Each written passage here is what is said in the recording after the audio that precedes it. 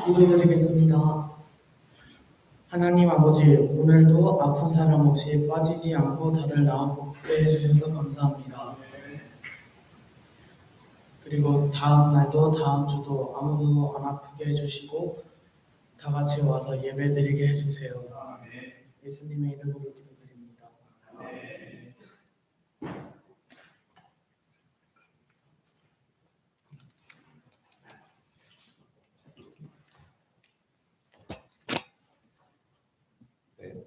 안녕하세요. 오늘 말씀 먼저 찾아보겠습니다. 말씀은 마가복음 2장 1절부터 12절까지 말씀인데요.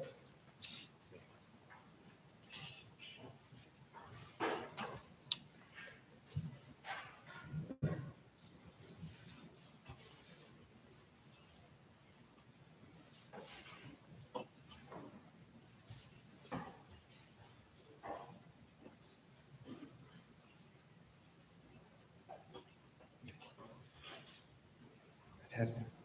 대균 찾아요.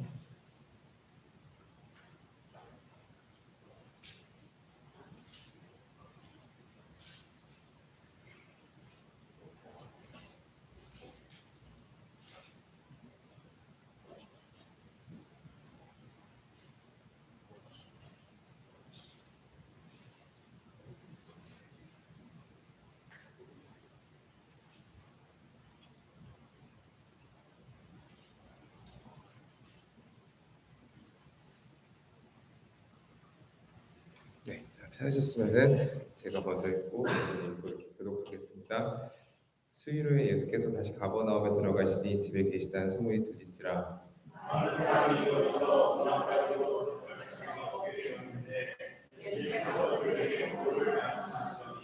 사람들이 한 죽은 병자를 네 사람에게 메워 가지고 예수께로 올세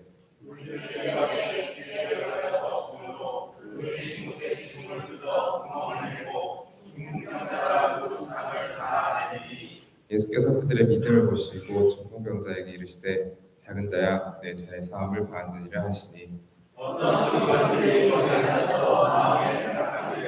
이 사람이 어찌 이렇게 말하는가 신성 모독이로다 오직 하나님 한 분 외에는 누가 능히 죄를 사하겠느냐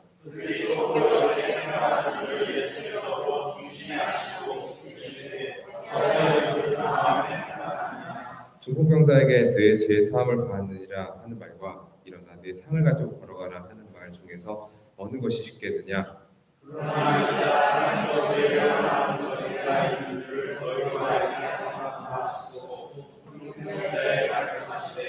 내가 내게 이르노니 일어나 내 상을 가지고 집으로 가라 하시니 그가 일어나 그 사람에서 모든 사람 앞에서 나가되 그들이 다 올라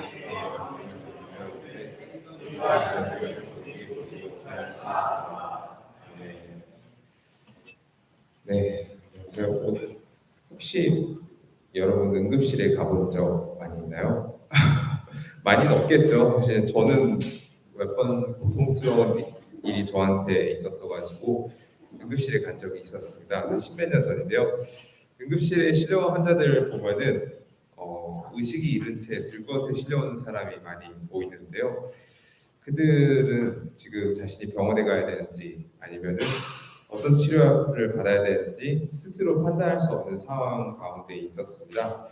그 순간에 그를 살리는 거는 그를 데리고 온 사람, 이 사람 위급합니다. 이렇게 소리치고 이렇게 응급실 문을 박차고 들어가서 의사를 한테 이렇게 매달리는 그 절박함으로 그 사람을 살릴 수가 있었는데요.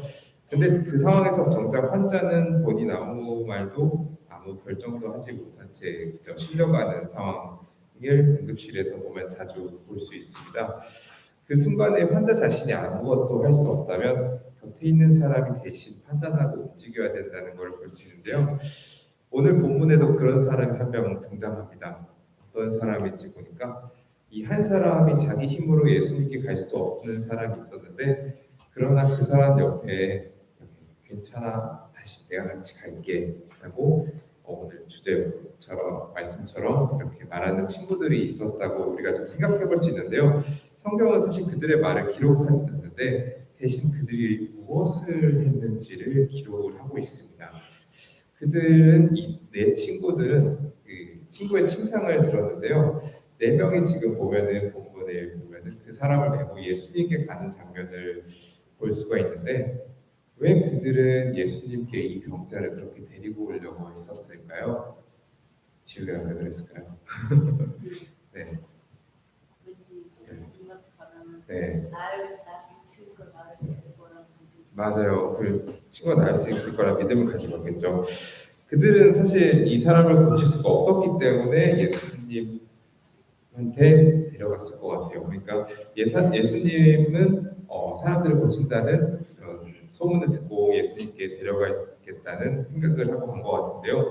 본문을 보면은 그 1절부터 보면은 예수님이 가버나움에 들어가시니 집에 계시다는 소문을 듣고 많은 사람이 모여서 예수님을 만나러 문 앞까지도 들어갈 수 없는 상황을 우리가 볼 수 있는데요. 예수님의 소문을 들은 많은 사람들이 예수님을 한번 만나기 위해서 어떤 집 앞에 이렇게 인사니대를 이루었잖아요. 마치 지금 우리나라 치면은 어디 가게에 유명한 연예인이 딱 들어갔다고 한번 생각을 해보면은 그 주위에 사람들이 많이 몰려 있잖아요. 예를 들면은 임영웅 같은 사람이 어떤 가게에 왔다. 그러면은 사람들이 엄청 모였겠죠. 네, 갑자기 임영웅 예를 들어가지고 그런데 여기 장년분들이 많아서 임영웅 예를 한번 들어봤어요. 예, 예수님은 이렇게 많은 사람들이 모인 가운데 그래서 도를 말씀을 하시고 계시는데 이 도는 하나님 나라의 복된 소식이나 복음이나 구원의 메시지를 말씀을 하시는 것처럼 보이는데요. 한참 말씀하시는데 이 말씀 상황을 보면은 부엌이 지붕이 갑자기 뭔가 열리는 장면을 우리가 볼 수 있잖아요. 여기 이 병자를 중풍병자라고 이렇게 소개를 하고 있는데 다른 성경에서는 마비병자라고 합니다. 그래서 이 병자를 네 사람이 들고 지붕을 뚫고 그리고 예수님 앞으로 내리고 있는 장면을 사람들이 지금 엄청 수많은 사람들이 보고 있는데요. 우리 한번 이 사람을 한번 생각해 보면은 이 병자의 삶은 그리고 어떤 삶을 살았을까요? 예전에도 혹시 우리가 38년 된 병자를 한번 했었잖아요. 그때도 보면은 이 사람은 중풍병자니까 당연히 자기 몸을 움직일 수가 없으니까 자기 삶 스스로 통제하기가 어려운 사람이겠죠. 그리고 마비가 와서 자기가 할 수 있는 것들이 없었겠고, 그리고 사람들을 보면 그를 보고 딱하다 그러기도 하고 왜 저렇게 되었지? 이렇게 생각할 수도 있었겠죠. 근데 이 내 친구들 있었던 것 같아요. 보면은 이 내 친구들은 이 중풍병자의 친구들은 좀 달랐어요.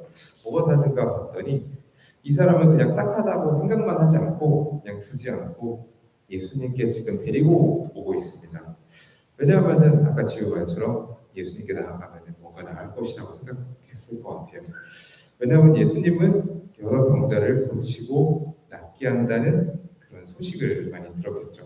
그래서 이 친구들은 병자를 예수님께 들고 가기로 이렇게 결정을 한 것 같아요. 본문에서는 병상을 들고 왔다고 하는데 우리 한번 생각해 볼까요? 병상을 들고 간다고 하는데 네 사람이 들고 그 병상을 들고 그 예수님께 들고 간다. 이건 되게 저는 상당한 수고가 아니었을까요? 왜냐하면은 그 당시에 119가 있었나요?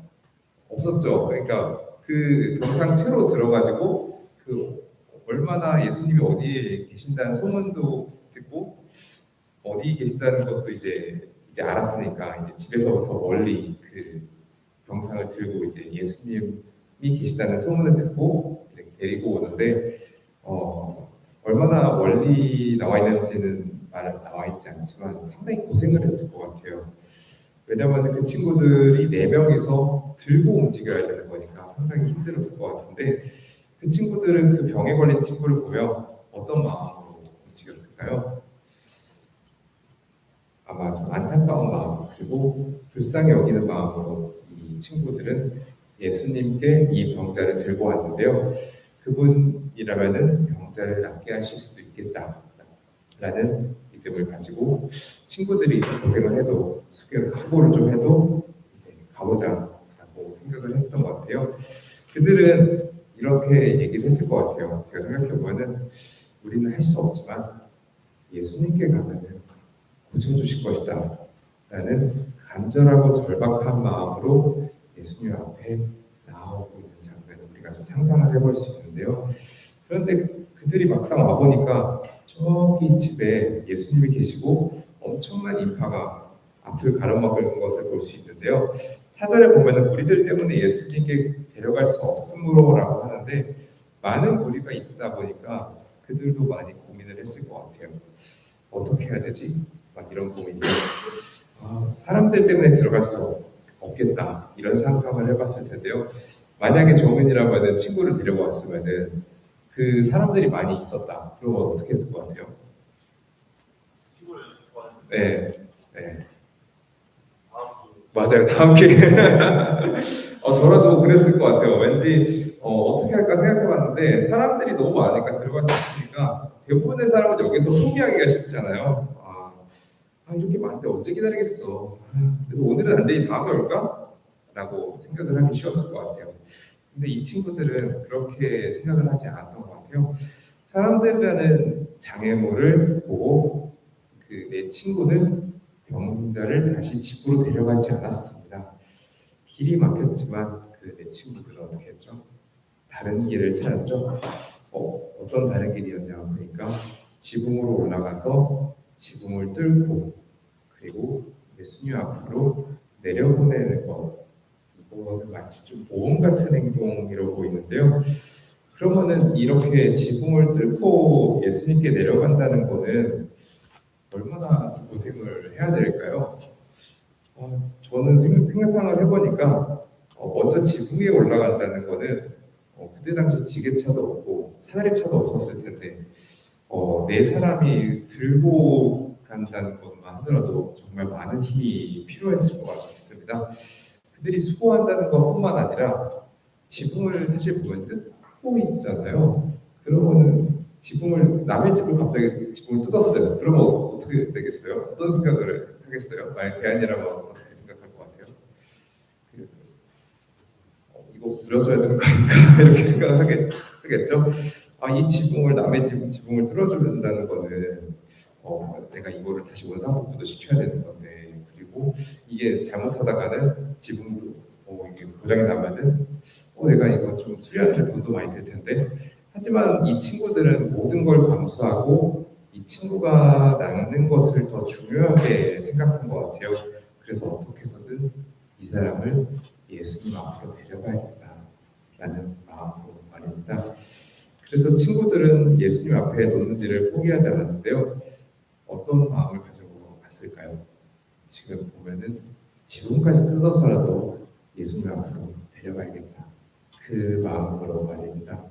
저는 그것이 바로 그들의 믿음이었다고 생각을 하는데요. 그래서 예수님은 성경에서 보면은 그들의 믿음을 보시고 라고 말을 하는데요. 그 병자의 믿음이라고 하지 않고 그들의 믿음이라고 얘기를 합니다. 중풍병자를 데려온 그 사람의 믿음의 행동을 말입니다. 그래서 그 친구를 위한 행동이 믿음을 만드는 게 아니라 예수님을 향한 신뢰의 마음으로 친구를 향한 긍휼의 마음으로 절박한 마음으로 행동을 했던 그 마음을 그리고 그 행동을 예수님께서는 보시고라고 성경에서는 말씀하십니다.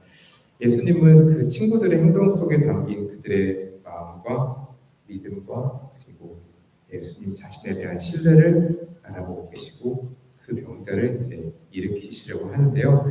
근데 그리고 가장 먼저 그 사람의 죄의 문제를 다루시고 그의 몸을 일으키셨는데 저는 이거를 보면서 이런 생각이 들더라고요. 그럼 우리는 우리 주위에 하나님께서 우리에게 맡기신 사람을 어떻게 바라보고 있을까 말입니다.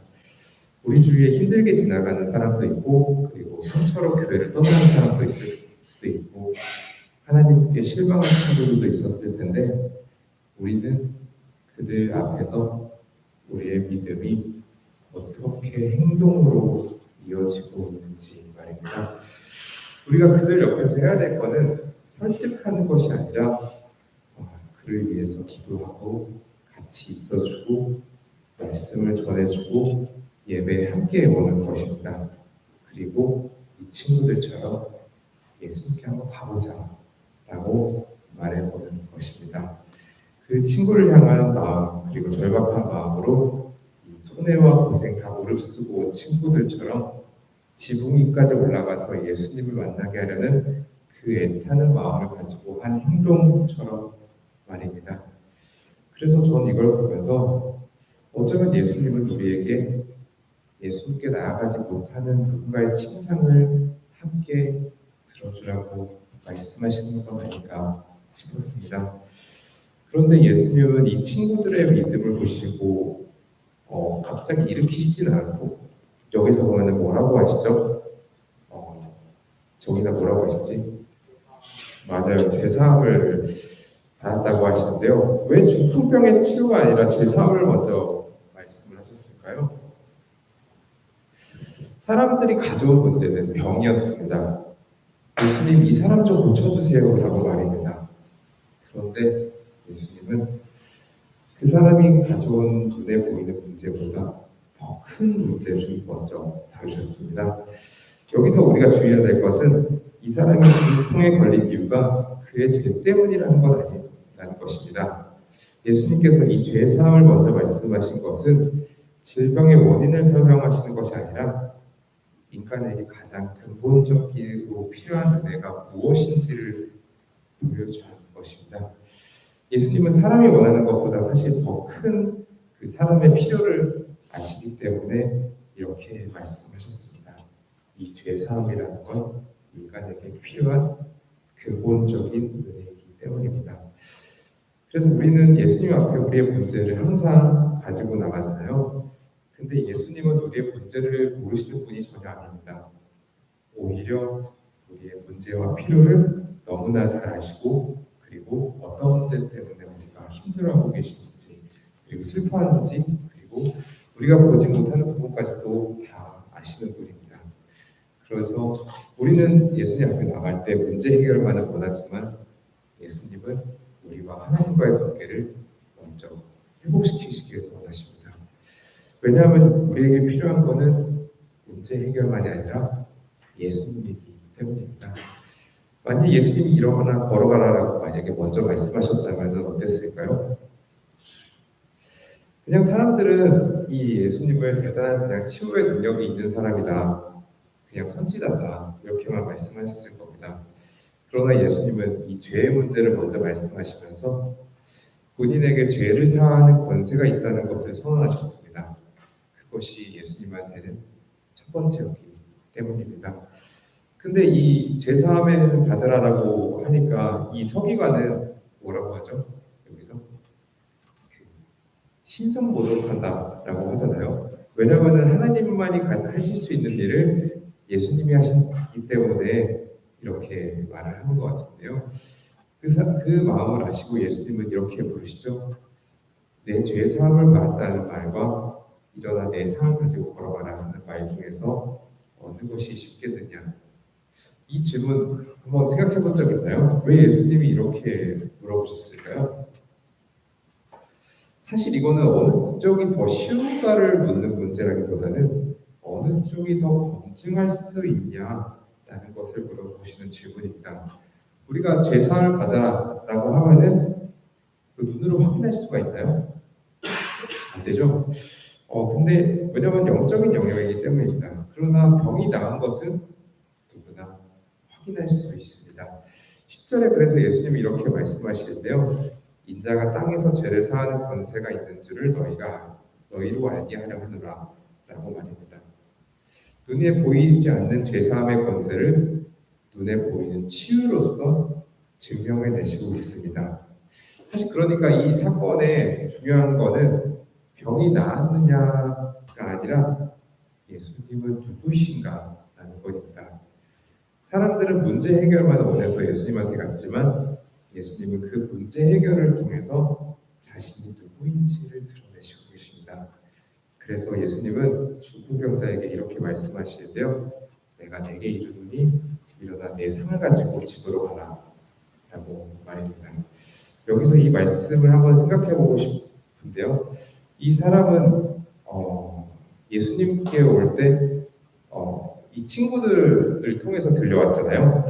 자기 힘으로 자기 발로 걸어올 수가 없었고, 그리고 이 네 친구들이 그래서 그를 침상에 눕힌 채 들고 왔잖아요. 근데 이 예수님을 만난 후에는 어떻게 되죠? 그가 자기의 침상을 들고 갑니다.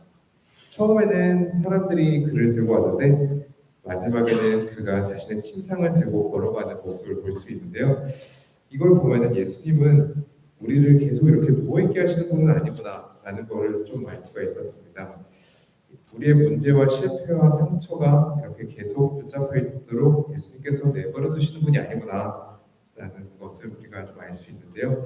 예수님은 우리의 문제를 계속 보시고 계시고 우리를 일으키시는 분이라는 것을 알 수 있었습니다.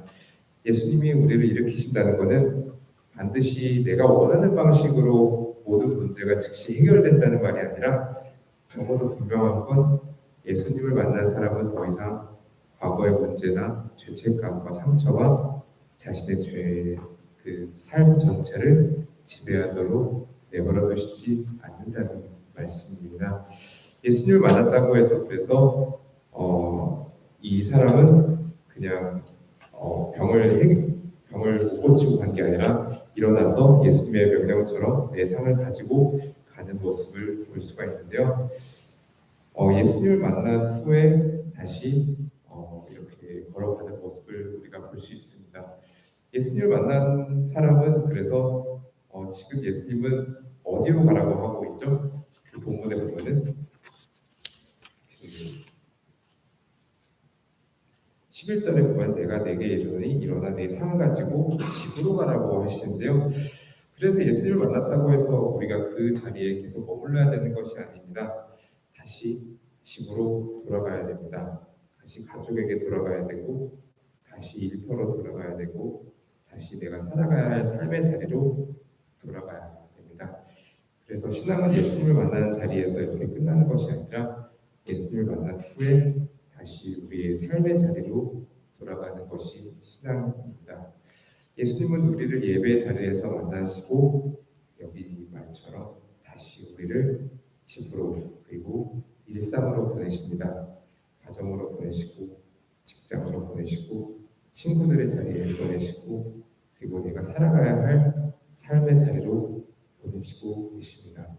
그리고 그곳에서 예수님을 만난 사람처럼 예수님을 만난 사람으로 살아가라고 하십니다. 저는 그런데 여기서 이 내 상을 가지고 가라라는 말씀이 마음에 좀 많이 남았는데요. 예수님은 그에게 내 상을 버리고 가라 라고 말씀하지 않으셨죠. 내 상을 가지고 가라 라고 하시는데요. 우리에게도 그러면은 이런 상이 있을 것 같긴 합니다.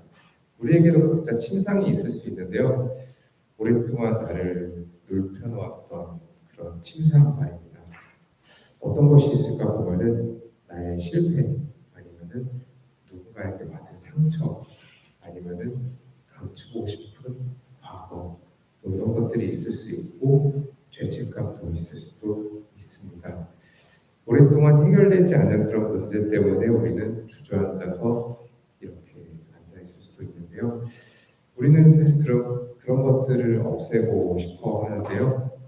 하지만 예수님을 만나면 적어도 이렇게 한 가지는 달라지는 것을 볼 수가 있습니다. 더 이상 그것이 나를 지배하는 자리가 되지 않는다는 것 말입니다.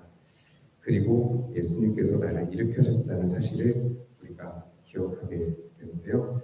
내가 어디에 누워 있었는지, 얼마나 무기력했는지, 그리고 내 힘으로 아무것도 할 수 없었던 때가 있었다는 것을 기억하면서 그런 나를 예수님께서 일으키셨다라고 이 병자처럼 고백하게 되는 것입니다.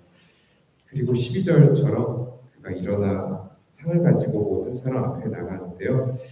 이거를 보면은 그들이 다 놀라서 하나님께 영광을 돌리며 라고 말씀을 하는데 처음에는 네 사람이 한 사람을 들고 왔지만 나중에는 한 사람이 자기 침상을 들고 나가는 모습을 보면서 그 사람들은 옆에 있는 사람들은 하나님께 영광을 돌리고 있는 모습을 우리가 볼 수 있습니다.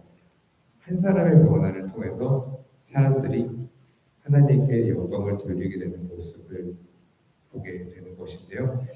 이렇게 내 친구들은 예수님께 그를 데려오고 있지만 그를 일으키신 분은 예수님이었다는 사실을 우리가 볼 수 있는데요.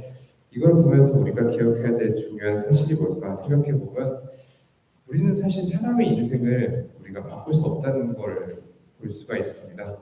우리가 그의 죄를 용서할 수도 없고 그의 마음을 고칠 수도 없고 그를 일으켜 세울 수도 없지만 하지만 우리는 그 사람의 침상을 함께 이렇게 들어줄 수 있다는 사실을 우리가 알 수 있었습니다. 그리고 옆에서 있어주고 기도하고 말씀을 나누고 예배의 자리까지 함께 갈 수는 있습니다.